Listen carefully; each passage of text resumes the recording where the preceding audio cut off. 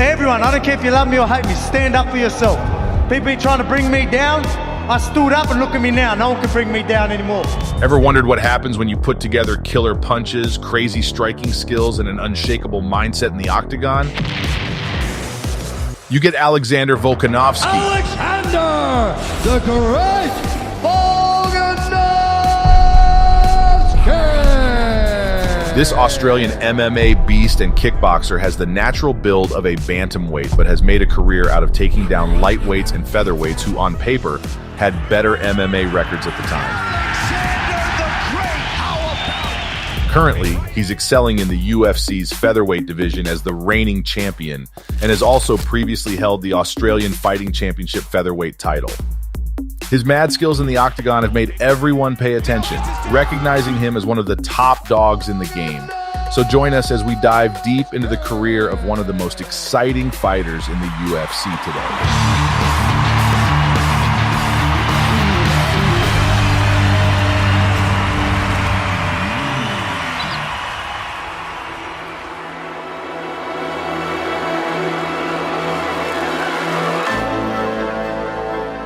Born on September 29, 1988 in Wollongong, New South Wales, Alex Volkanovski got some diverse roots. His dad's from what's now North Macedonia, and his mom's from Greece. As a kid, Alex started training in Greco-Roman wrestling, and he was so good he won 2 national titles at just 12 years old. But at 14, he decided to switch things up and focused on rugby league, playing as a front rower. Rugby league made me who I am today. So this little powerhouse you see, this cardio sort of machine guy, even on the footy field, I was the type of person that I would just run all day. Give me the ball and I would run. Imagine this. Alex Volkanovski playing semi-pro rugby league for the Warilla Gorillas, absolutely dominating the field. I played for Warilla Gorillas. It was just where all my mates played, just where most of the people lived in that Warilla sort of region, and that's where all my schoolmates were. In 2010, he earned the prestigious Mick Cronin Medal as the league's top player. But wait, there's more. He was a key player in Warilla's epic 2011 Premiership-winning season, snagging the Man of the Match award after leading his team to victory in the grand final against Gerringong. And now the Man of the Match in the grand final for 2011 from the Warilla Lake South Gorillas, their prop forward number 10, Alex Volkanovski.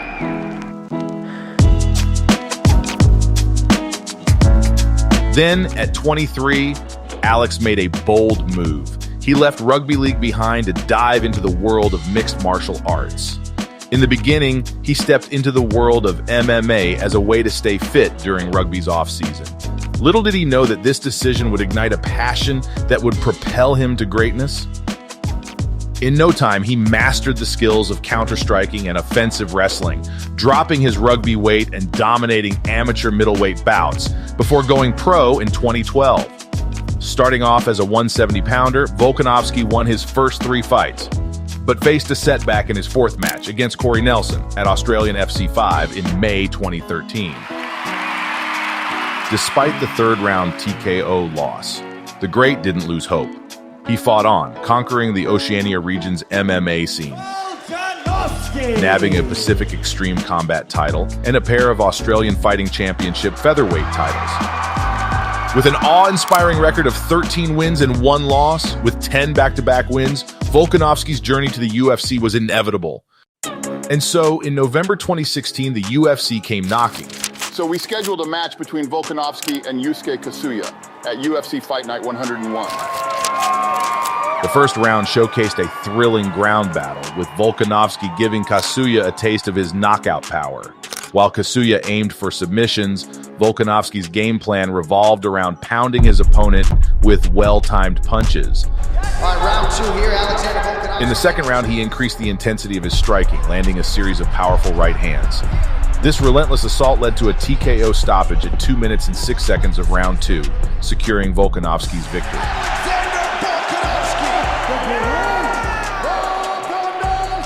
In June 2017, the stage was set for Volkanovski to face Mizuto Hirota at UFC Fight Night 110. The battle commenced with Volkanovski nearly finishing Hirota in the opening minutes of the first round, as a powerful right hand sent Hirota to the canvas. Unyielding, Hirota managed to regain his composure and fight back. However, Hirota struggled to address the glaring vulnerabilities in his striking defense, leaving him susceptible to Volkanovski's relentless attacks. The Great continued to apply pressure, skillfully blending takedowns and precise striking, forcing Hirota into a defensive stance. Despite a late rally attempt, Volkanovski maintained control throughout the fight, securing a unanimous victory on the judges' scorecards. Volkanovski's triumph marked his 12th consecutive win and his second UFC victory. For Hirota, it was his first loss since 2013. And now, ladies and gentlemen, live on FS1. Fast forward to November, and Volkanovski found himself squaring off against Shane Young, who impressively stepped up with only a week's notice. Initially, Volkanovski was scheduled to fight Jeremy Kennedy. However, Kennedy pulled out of the fight citing a back injury and was replaced by Umberto Bendenay. As the match drew closer, it was announced that Bendenay would postpone his UFC debut at this event due to undisclosed reasons and was replaced by Drek Zambonga. In turn, Zambonga pulled out of the fight due to visa issues and was ultimately replaced by promotional newcomer Shane Young. As the heaviest favorite on the card, Volkanovski didn't disappoint. He unleashed a 15-minute masterclass, battering Young and securing a commanding unanimous decision win. Destiny would later bring Volkanovski and Kennedy face-to-face in February 2018 at UFC 221. In the first round, Volkanovski successfully defended against Kennedy's takedown attempt, eventually taking him to the ground and initiating a ground-and-pound assault. Although Kennedy managed brief recoveries, Volkanovski's offensive strategy proved effective. In the second round, Volkanovski continued to assert his dominance. As the clock ticked away, referee Mark Goddard saw enough of Kennedy's bloodied state and called an end to the fight. And wanted me to face Kennedy, so, we're both a threat to this division, and I showed why I'm the real threat. This impressive victory marked Volkanovski's 14th consecutive win, while Jeremy Kennedy experienced his first professional loss after an impressive 11 wins and 0 losses start. I'm just too strong for these guys, and people say I should go to bantamweight, but look what I'm doing to these featherweights. Everyone says I'm small in this division, but I'm very strong in this division. So this is my division, and this is what I haven't lost around, and I'm showing why I'm a big threat in this division. In July 2018, Volkanovski faced the seasoned and tenacious Darren Elkins. I'm going to get in there and I'm going to take some damage, especially in the first round. I'm a slow starter. I'm not a very explosive fighter in the beginning. Despite Elkins' formidable reputation, Volkanovski's striking and grappling prowess proved too much to handle. Very dry. This could be his best chance to finish these out. Throughout the fight, Volkanovski connected with powerful strikes and scored key takedowns. Big nice hand. Elkins is down. Big right hand. Elkins is down. This might be Volkanovski. Ultimately clinching a unanimous decision victory and earning a Performance of the Night bonus. But what do you do? Now it's my shot. Now I want someone in the top 5. He's a up-and-comer. He's trying to make a name. It's not going to happen, man. I'm going to go out there and I'm going to show these young guys it's a bad idea to call me out. The real excitement came in December, when Volkanovski faced Chad Mendes in a heart-pounding clash.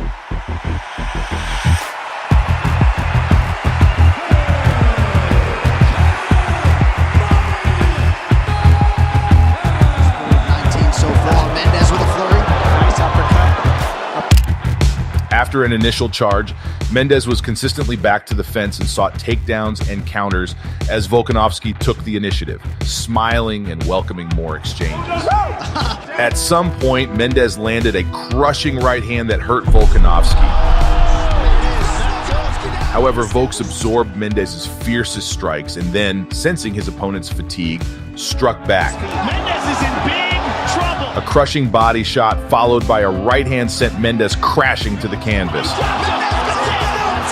This momentous win, which also claimed the Fight of the Night award, further elevated Volkanovski's status in the MMA world.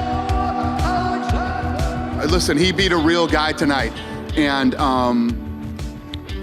beating him's a big deal. So he's in a very good position right now. Under the guidance of City Kickboxing, Tiger Muay Thai, and his Australian team, Volkanovski was evolving into one of the UFC's top-tier strikers. While he began his career as a pressure fighter, he adapted his style against elite competition, where simply pushing forward yields less success. Volkanovski's knockout power is undoubtedly his most significant asset, and it's no exaggeration to say he hits like a freight train. His striking prowess is a product of years spent training in boxing and kickboxing. One punch from the champ, Alex Volkanovski. Okay, here we go. Well, if you line it up, I'm just going to line it up. Fuck me. I think I swallowed my tongue. Don't be fooled by his striking focus, though. Volkanovski is also a Brazilian jiu-jitsu black belt under Joe Lopez, making him a well-rounded mixed martial artist. This versatility means that facing Volkanovski is a daunting task, as he possesses a comprehensive skill set without obvious weaknesses, unlike some fighters from previous generations.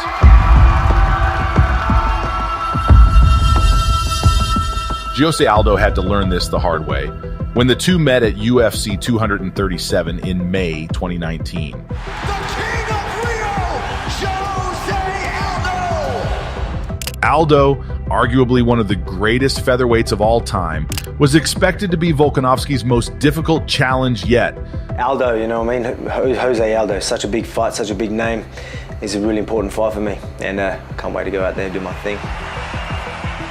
Though the fight began somewhat uneventfully, with Aldo controlling the center of the cage and Volkanovski employing feints and low kicks, the tide soon turned. Volkanovski's the one that's kind of doing a lot of the actions right now. Volkanovski's relentless pressure and cage control slowly chipped away at Aldo's defense, giving him the edge as the fight progressed. If you're Volkanovski, you're happy with that round. As the clock ticked away, Volkanovski's relentless pressure and cage control began to wear on Aldo. Aldo's coach said you can't sit on the fence. The Australian fighter's suffocating strategy against the fence stifled Aldo's offense and neutralized his notorious power. Mate, it was very high level. You know, no one has done that to Aldo. No one has really stumped him and really shut him down like I did. You know, a lot of people probably don't understand the technique and the game planning and the preparation that went behind it. And, you know, literally he done pretty much everything we expected him to, and we capitalized on it like we thought we do. In the end, Volkanovski's unyielding tactics earned him a unanimous decision win. The great Volkanovski. Aldo, nothing but respect. You're a legend. Thank you for that. This was a huge win for Volkanovski, as it officially launched him into title contender status.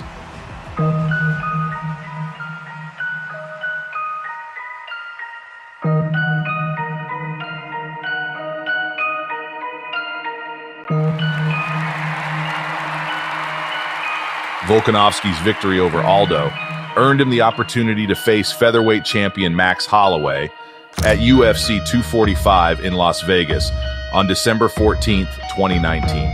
Bless Express is on the move. Make sure you tune in tomorrow night. Christmas, New Year's came early. You're welcome. You guys all know, you guys all work in the MMA business, there's a new face every 2 weeks.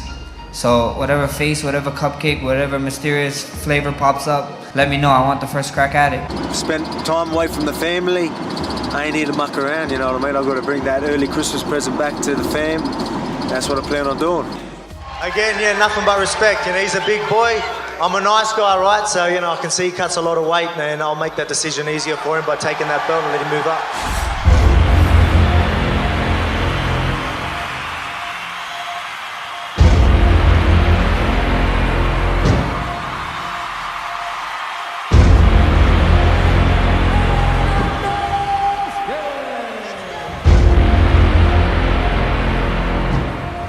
He's a great champion, and once I take that belt, I plan to do the exact same. So let's get it done. Let's do your hands. The bout began with Holloway, known for his slow starts, conceding the first round to Volkanovski's strong opening performance. Holloway struggled to counter the Australian's relentless leg kicks, making it evident that Volkanovski had studied his opponent well. Numbers encouraging for Volkanovski. He adds to that total. The second round saw more of the same, with Volkanovski's leg kicks forcing Holloway to switch to a southpaw stance.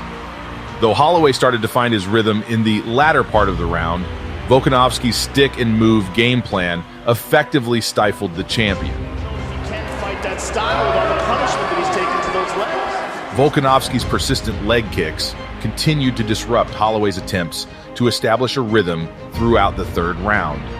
The fourth round saw both fighters becoming more comfortable with exchanging blows, leading to some intense back and forth action. In the end, Volkanovski's ability to disrupt Holloway's rhythm early in the fight, as well as his toughness in weathering Holloway's offensive surges, secured him a unanimous decision victory. Look, I just want to say we've had great champions in this division. Aldo, great respectful champion. Max, great respectful champion. I promise to be a great champion too. And hey, I'm telling you, I'm going to stay champion for a long time. Australia, look at this, I'm bringing it. This win marked the end of the blessed era in the featherweight division, snapping Holloway's impressive 13-fight winning streak. It is what it is, you know. I thought I did enough, and we just see, you know. I don't want to sound like a sore loser. You know, only three opinions matter tonight, and it didn't go my way. So at the end of the day, I'm gonna go sit down with my team. We're gonna watch the film, and we'll get better. A rematch between Volkanovski and Holloway was swiftly arranged in July 2020.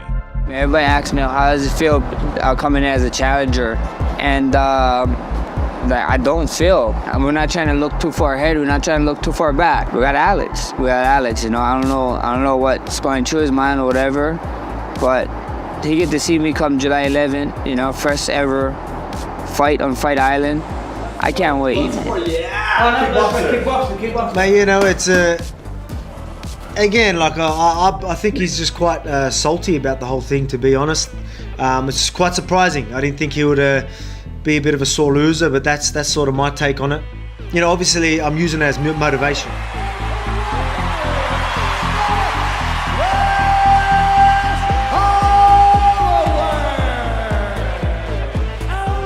Right from the get-go, it was clear Holloway had improved his spacing game to avoid Volkanovski's wicked leg kicks. In the initial 2 rounds, Holloway's strikes were more impactful, and he shot some critical blows that visibly frustrated Volkanovski.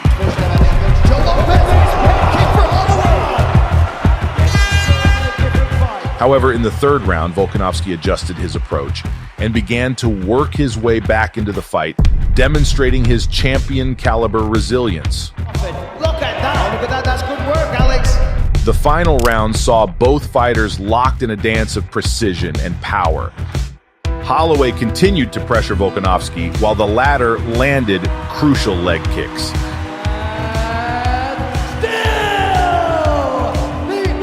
In the end, the result was decided by the narrowest of margins, a split decision in favor of Volkanovski. Like I said, I wanted the finish. I know he went for the finish. Unfortunately, we both didn't get it, but I got the decision. That's all counts. The first title defense is in the books. Congratulations, man. Co-main event, obviously very, very close fight there as well. Were you scoring that one along, and did you have Volkanovski winning? Did you have Holloway? What'd you think? Listen, man, you can't leave it. You can't leave it to these guys. We got some bad judging. And I don't know, has Max been in here yet? I'm sure he's devastated, and you know, yeah. Happy with the win, you know, to beat Max back to back like that. That's saying something. I'm you know, happy to finish the chapter. You know, on to the next. On September 25th, 2021, the UFC 266 stage was set for a titanic clash between Volkanovski and Brian Ortega. No more words. Tomorrow, fuck the belt. I'm coming for your head. Facing a formidable challenger in Ortega, Volkanovski's resolve was tested in what some consider the best fight of 2021. From the opening bell, the first round teetered on a razor's edge. Volkanovski's agile in-and-out movement and devastating leg and body kicks were met with Ortega's well-timed jabs and skillful use of his reach to disrupt the champion's rhythm. The second round saw both fighters increasing their aggression, with Volkanovski often backing Ortega against the fence and landing significant strikes. The pivotal third round featured Ortega nearly securing victory with a guillotine choke. Yet, in a miraculous display of grit and determination, Volkanovski escaped the jaws of defeat not once but twice, and answered with a punishing ground and pound assault that left Ortega reeling. As the fifth and final round unfolded, a bruised and battered Ortega mustered the strength to keep going, but the damage had already been done. This was Volkanovski's night. The champion skillfully navigated the last round, securing his place atop the division and proving once more why he wears the crown. He's got to be the #1 pound for pound 145er ever. Beat Aldo, beat fucking Max Holloway twice, beat Ortega. He's got to be the greatest now. He's got to be. Ladies and gentlemen, give it up to the champion of the world, Alexander the Great. In the end, this unforgettable spectacle raised both fighters' profiles, but also cemented Volkanovski's reign with another successful title defense. An unbelievable fight, and to have a classic fight like that and still win basically every round on every card, I mean, pretty special accomplishment. So talk to me how you're feeling after a fight like that. Hey, it was a good fight, fun fight. Everyone enjoyed it, so I'm happy. In April 2022, Volkanovski faced off against the Korean Zombie, Chen Sung-jang, asserting his dominance with relentless leg kicks and crisp boxing. The Korean Zombie struggled to find his footing as he was dropped and rocked multiple times in the opening 3 rounds. Before the start of round 4, the referee Herb Dean called upon the cage-side physician to examine Jang's swollen, bleeding, and scraped condition. After a brief evaluation, the fight was allowed to continue. However, seconds into the 4th round, Volkanovski unleashed a brutal combination that left his opponent wobbling. And so Dean decided to stop the fight. With another victory under his belt, the stage was set for a highly anticipated rematch with Holloway. From the outset, the fighters' contrasting styles clashed. Volkanovski's timed power shots against Holloway's relentless volume striking. Despite Holloway's efforts, it was Volkanovski's precision and speed that proved too much to handle. Right now, Alexander Volkanovski is fighting a beautiful fight. The tide turned further in Volkanovski's favor midway through the 2nd round, when a well-timed counter right hand opened a deep gash above Holloway's left eye. That short shot opened up a big cut, or so it appears. The Hawaiian fighter's urgency increased, but the blood in Volkanovski's relentless assault hampered his chances of mounting a comeback. In the final round, Volkanovski continued dishing out punishment, showing no signs of slowing down, while Holloway's face bore the marks of a losing battle. He showed tremendous toughness, but this night belonged to Alexander Volkanovski. With this victory, Volkanovski not only cemented his status as champion of the featherweight division, but also claimed a 3rd win over Holloway, putting an end to their highly disputed trilogy once and for all. The undisputed UFC featherweight champion moving up to lightweight to challenge for the title, Alexander the Great Volkanovski. After that, Volkanovski moved up to lightweight to face top contender Islam Makhachev. In February 2023, I meet Volkanovski in the downstairs. He's a short guy. Everyone thinks I'm short, and then I'm punching him in the face, and then next minute their face changes real quick when I'm in front of them. So.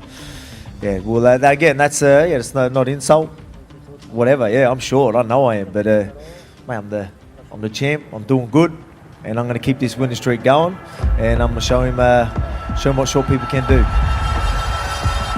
The featherweight king exceeded all expectations, landing 70 significant strikes against Islam, far beyond Charles Oliveira's previous record of 19. Additionally, Volkanovski delivered 164 total strikes and demonstrated remarkable defense against his opponent's renowned wrestling. Volkanovski appeared to have the upper hand in the first 2 rounds, using his strikes and takedowns to control Makhachev. Although he performed extremely well and kept the fight close, Islam also had a lot of success in the striking and, as expected, had more ground control than Volkanovski. Ultimately, the judges awarded Makhachev a unanimous decision win, but the result did not go uncontested. You could make an argument, but you can't make an argument for the 5th round. The 5th round was clearly Volkanovski. How do you possibly have a fight that was supposed to be a one-sided ass kick and it ends up being a back and forth battle and you don't give it to Volkanovski? First off, guys, I appreciate the support, but let's give a round of applause for Islam. Despite the controversy, Volkanovski remained professional, vowing to come back even stronger in his next fight. Volk, that was an incredible fight. I mean, that was the toughest fight of his career. And listen to this. Give me your thoughts. However, just a day after the controversial fight, Dan Hooker took to social media accusing Islam of cheating by using an illegal rehydration method before the bout. Hooker is maintaining that he has been told by a medical professional, in this case a nurse, that the nurse administered an IV to Islam after the weigh-ins and prior to the fight. There's some images that came back that showed Islam with a bruise on a part of his arm where a vein would be. Now, that bruise is a typical bruise for someone who has received an IV. You're not allowed to rehydrate with an IV. There's a 2-year suspension for that. They look at it like performance-enhancing drugs because in a lot of ways it is. The thing is that IV drips of over 100 milliliters have been banned since the UFC partnered with USADA in 2015, though certain exceptions exist. Islam's co-manager, Rizvan Magomedov, swiftly denied the allegations. Even City kickboxing head coach Eugene Behrman, who was in Volkanovski's corner during the fight, advised against making such accusations, pointing to uncertain and speculative sources. But hey, it was a fun fight, you know. Maybe I could have capitalized in some positions a bit more. Left it a little late, but hey, what do you do? Congrats to Islam. To date, USADA and the UFC have not found any definitive evidence to substantiate the claims. So how's life been since Perth? Obviously, it was a mental weekend, and yeah, I mean, I'm funny like that. To me, it's just back home, back to reality, and me being dad and whatnot. But I mean, it was massive. It was a massive. You girls ready? Yes. All right, who wants to count? Me. Okay, both of you count. 2, 1. Alexander Volkanovski's incredible journey to the pinnacle of the UFC serves as a testament to the power of determination and skill in the world of mixed martial arts. With a record of 25 wins against just 2 losses, Volkanovski's unwavering commitment to excellence in striking and grappling has enabled him to conquer the fiercest adversaries and inspire a generation of fighters who aspire to reach the same heights of greatness. His legacy stands as a powerful reminder that the human spirit, when fueled by unwavering determination and an insatiable hunger for greatness, can overcome even the most formidable challenges and reach the highest peaks of achievement. I'm a normal human being. I've said it time and time again. Just hard work got to me where I am. Anyone can do what I've done. Anyone. The sky's the limit for any of you.